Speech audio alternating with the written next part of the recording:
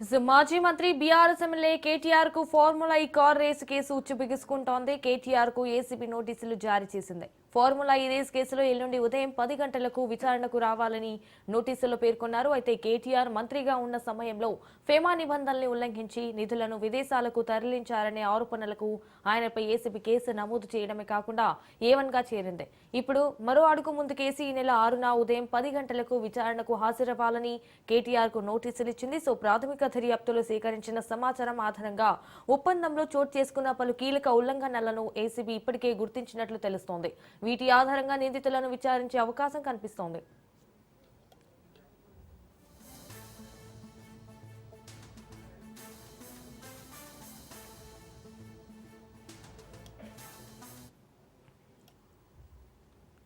మాజీ మంత్రి BRS MLA KTR కు ఫార్ములా ఈ కార్ రేసు కేసు ఉచ్చు బిగుసుకుంటోంది. కేటీఆర్ కు ఏసీబీ నోటీసులు జారీ చేసింది. సో ఫార్ములా ఈ రేస్ కేసులో ఎల్లుండి ఉదయం 10 గంటలకు విచారణకు రావాలని నోటీసులో పేర్కొన్నారు. అయితే కేటీఆర్ మంత్రిగా ఉన్న సమయంలో ఫెమా నిబంధనల్ని ఉల్లంఘించి నిధులను విదేశాలకు తరలించారనే ఆరోపణలకు ఆయనపై ఏసీబీ కేసు నమోదు చేయడమే కాకుండా ఏవన్గా చేర్చింది. సో ఇప్పుడు మరో అడుగు ముందు కేసు ఈ నెల 6న ఉదయం 10 గంటలకు విచారణకు హాజరవ్వాలని కేటీఆర్ కు నోటీసులు ఇచ్చింది.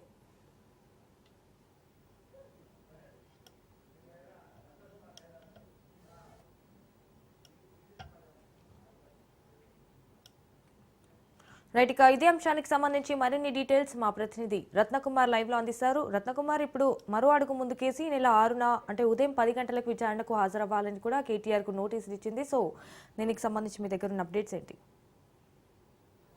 ఈ ఫార్ములా కార్ రేస్ కేసులో దర్యాప్తు సంస్థలు విచారణను వేగవంతం చేశాయి. ఇప్పటికే ఈ కేసు నమోదైన తర్వాత కేటీఆర్ వెంటనే హైకోర్టుకు వెళ్ళి తన మీద నమోదైనటువంటి కేసు అనేది కేవలం కల్పితం తప్ప ఇందులో ఏమాత్రం వాస్తవం లేదు, దీన్ని ఇమ్మీడియట్గా కొట్టేయాలంటూ కూడా ఎఫ్ఐఆర్ను క్వాష్ చేస్తూ హైకోర్టులో పిటిషన్ దాఖలు చేశారు. దీని మీద ఆర్గ్యుమెంట్స్ అనేవి కూడా కంప్లీట్ అయ్యాయి. అయితే మొదట నాట్ టు అరెస్ట్ను 30వ తారీఖు వరకు ఇచ్చినటువంటి హైకోర్టు ఆ తర్వాత 31వ తారీఖు వరకు ఎక్స్టెన్షన్ ఇచ్చి 31వ తారీఖు ఎప్పుడైతే ఇటు ఏసీబీ తరపున అటు పోలీసులు కౌంటర్ను దాఖలు చేశారో కౌంటర్ యొక్క ఆర్గ్యుమెంట్స్ అని కూడా కంప్లీట్ చేయడం జరిగింది. కౌంటర్ ఆర్గ్యుమెంట్స్ను కంప్లీట్ చేసిన తర్వాత ప్రస్తుతానికి తీర్పును రిజర్వ్ చేయడం జరిగింది.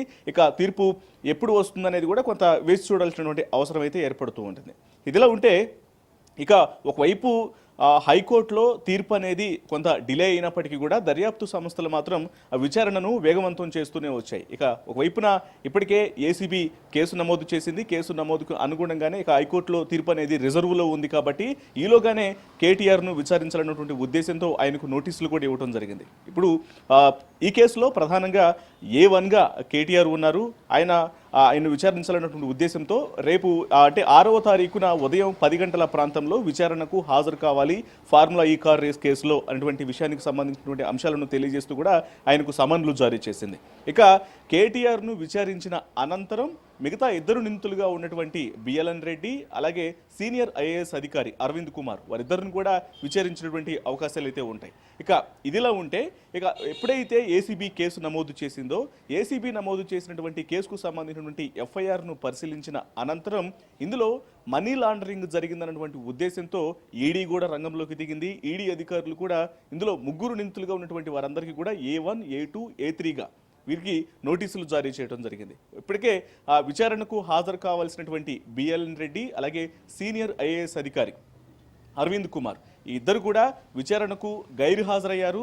తమకు కొంత సమయం కావాలి, మరొక సమయం ఇస్తే ఖచ్చితంగా విచారణకు హాజరవుతాం అన్నటువంటి ఉద్దేశాన్ని ఇటు ఈడీ అధికారులకు ఒక మెయిల్ ద్వారా పంపించడం జరిగింది. ఇక ఈడీ కూడా దీనికి సానుకూలంగా స్పందించి వారికి 8, 9 తేదీలను విచారణకు రావాల్సిందిగా ఆదేశాలు జారీ చేసింది. అయితే ఇందులో A1గా ఉన్నటువంటి కేటీఆర్ను మాత్రం 7వ తారీఖు విచారణకు హాజరు కావాలంటూ కూడా గతంలోనే తెలియజేసినటువంటి పరిస్థితుల్లో మరి ఆయన 7వ తారీఖున విచారణకు హాజరవుతారా లేదా అనేది కొంత వేచి చూడాల్సినటువంటి అవసరం అయితే ఉంటుంది. ఇక కేటీఆర్ను అంటే ఎప్పుడైతే ఇక ఇందులో A2, A3లుగా ఉన్నటువంటి బిఎల్ఎన్ రెడ్డి సీనియర్ ఐఏఎస్ అధికారి అరవింద్ కుమార్ ఈ ఇద్దరిని విచారించి వారి యొక్క స్టేట్మెంట్ల ఆధారంగా కేటీఆర్ను ప్రశ్నించే అవకాశాలు ఉంటాయి. ఎందుకంటే ముఖ్యంగా ఈ ఫార్ములా కార్ రేస్కు సంబంధించినటువంటి కేసులో జరిగినటువంటి అవకతవకలు ఏవైతే ఉన్నాయో ఏసీబీ ఇందులో 55 కోట్ల రూపాయల మనీ ట్రాన్స్ఫర్స్కు సంబంధించి అది కూడా విదేశీ అకౌంట్లకు